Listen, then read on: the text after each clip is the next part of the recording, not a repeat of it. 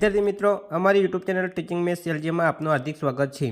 विद्यार्थी मित्रों ધોરણ 5 में जे जवाहर नवोदय विद्यालय प्रवेश परीक्षा योजाई है एमां 3 विभाग में प्रश्नों पूछाय है। एमां विभाग 1 है मानसिक योग्यता परीक्षा, बीजो विभाग है अंकगणित और तीजो विभाग है भाषा एटले के गुजराती। तेमां मानसिक योग्यता परीक्षा है मानसिक योग्यता कसोटी तेमां 50 गुणना प्रश्नों पूछाय है। बीजो विभाग है अंकगणित तेमां 25 गुणना प्रश्नों पूछाय है और तीजो विभाग है भाषा एटले के गुजराती तेमां पण 25 गुणना प्रश्नों पूछाय है। विभाग 1 मानसिक योग्यता परीक्षा प्रश्न नंबर 1 થી 40 मानसिक योग्यता कसोटीना पूछाय है और कुल गुण 50 होय छे एटले के 100 गुणनुं पेपर आवे छे।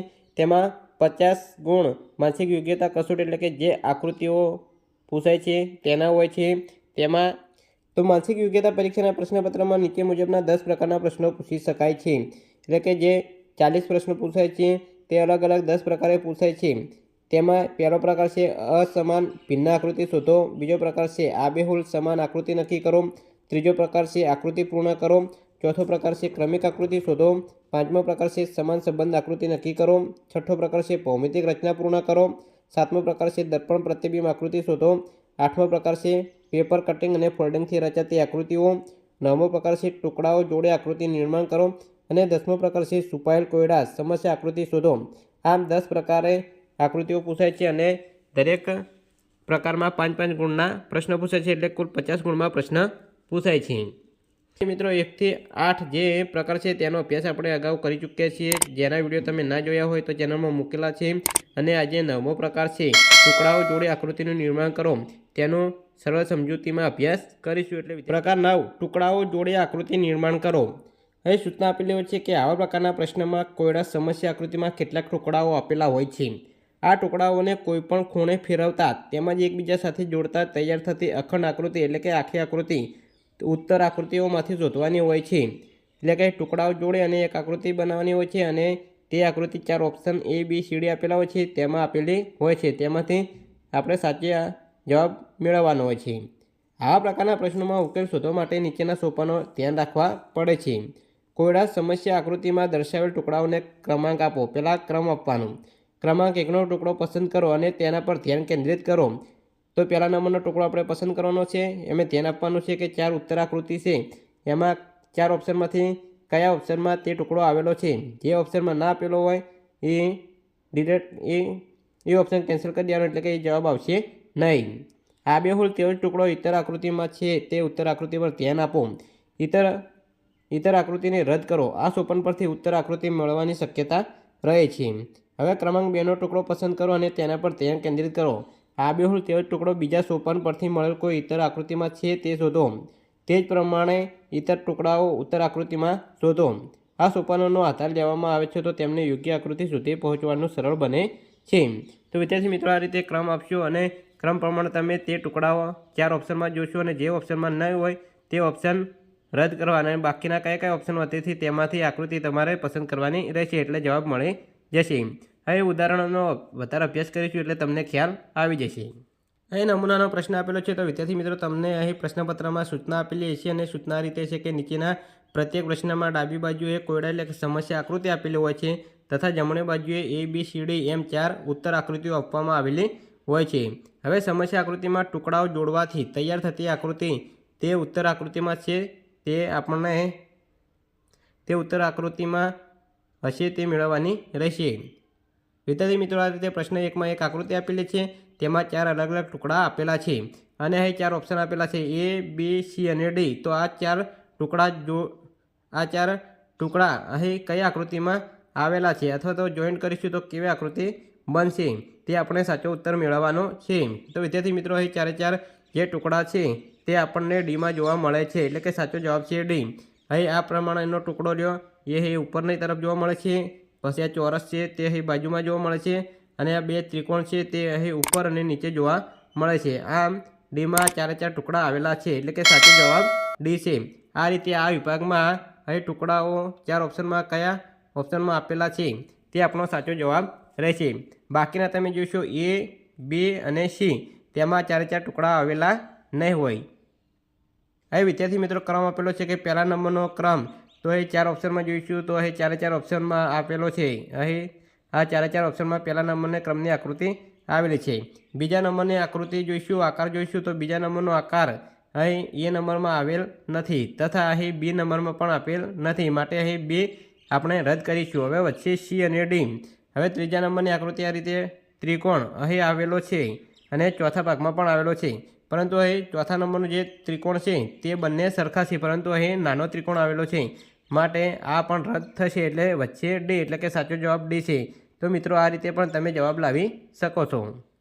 પ્રશ્ન 2, અહીં પ્રશ્ન 2માં એક આકૃતિ આપેલી છે, 4 ટુકડા આપેલા છે અને 4 ઓપ્શન એ, બી, સી અને ડી આવેલા છે। તો અહીં સાચો જવાબ આવશે સી, કારણ કે અહીં 4 ટુકડાના ક્રમ આપેલા છે। તો પહેલા નંબરનો ટુકડો આપણને અહીં જોવા મળે છે, બીજા નંબરનો ટુકડો રહ્યો અહીં વચ્ચોવચ્ચ ત્રિકોણ જોવા મળે છે, ત્રીજા નંબરનો ટુકડો રહ્યો એ ઉપરની તરફ જોવા મળે છે અને ચોથા નંબરનો ટુકડો રહ્યો અહીં આ બાજુમાં જોવા મળે છે, માટે એ 4 જે ટુકડા છે એ આપણે આકૃતિ સીમાં આપેલા છે, એટલે કે સાચો જવાબ છે સી।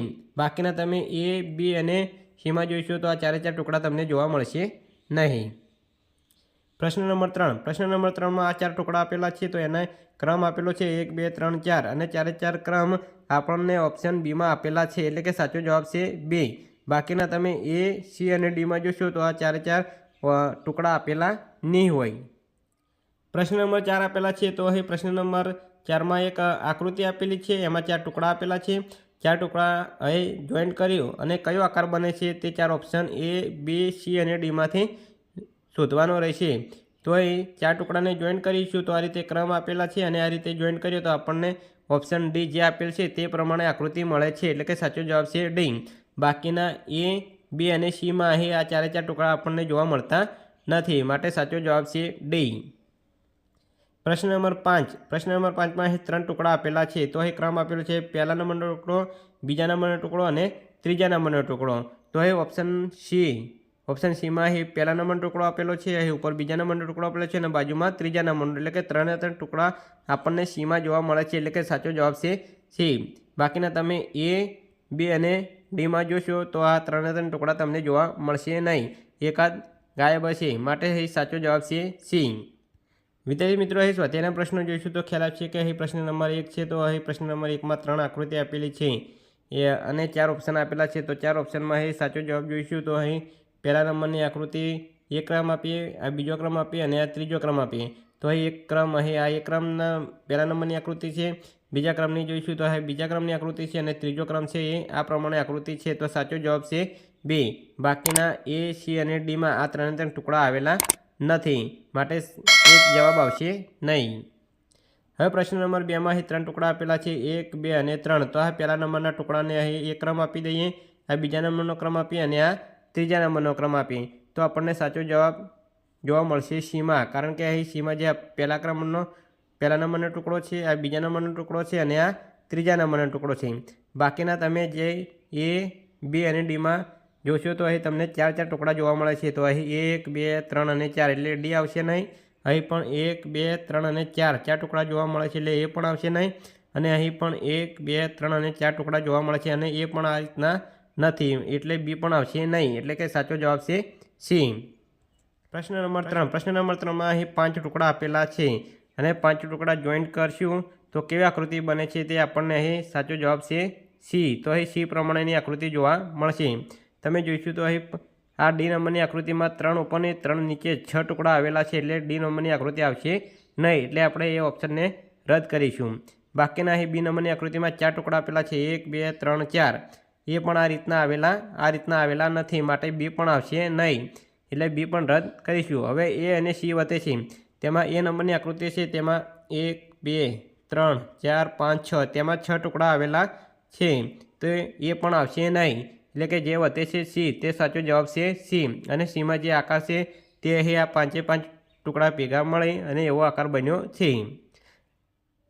વિદ્યાર્થી મિત્રો આ રીતે તમે પ્રશ્ન નંબર 4, પ્રશ્ન નંબર 5, પ્રશ્ન નંબર 6, પ્રશ્ન નંબર 7, પ્રશ્ન નંબર 8, પ્રશ્ન નંબર 9, પ્રશ્ન નંબર 10 અને પ્રશ્ન નંબર 11 આ 11 પ્રશ્નમાં તમે અલગ અલગ આકૃતિઓ આપેલી છે, અલગ અલગ ટુકડા આપેલા છે અને તે ટુકડાઓ જોઈન્ટ કરી અને 4 ઓપ્શન ABCD આપેલા છે, તેમાંથી સાચો જવાબ કયો છે તે તમારે મેળવવાનો રહેશે અને જે સાચો જવાબ આવશે તે તમારે કમેન્ટ બોક્સમાં જવાબ જણાવવાનો રહેશે। એટલે મને પણ ખ્યાલ આવશે કે પ્રકાર 9 છે તેમાં તમને સંપૂર્ણ સમજણ પડી ગઈ છે। જો વિદ્યાર્થી મિત્રો વિડીયો સારો લાગ્યો હોય તો લાઇક કરો, શેર કરો અને સબસ્ક્રાઈબ કરો તથા અહીં નવોદયના જે વર્ષ 2022, 2023 અને 2024માં જે પેપર પૂછાયા છે તેનું સંપૂર્ણ સોલ્યુશન સાથે વિડીયો ચેનલમાં મૂકેલા છે તે તમે જોઈ શકો છો અને તે વિડીયો જોશો તો તમને સંપૂર્ણ પ્રશ્નપત્ર વિશે સમજણ પડશે અને કેવા પ્રશ્નો પૂછાય છે તેના વિશે પણ ખ્યાલ આવશે અને એ રીતે તમે તૈયારી કરશો તો તમારું પરિણામ પણ સારું આવી શકે છે. Thank you.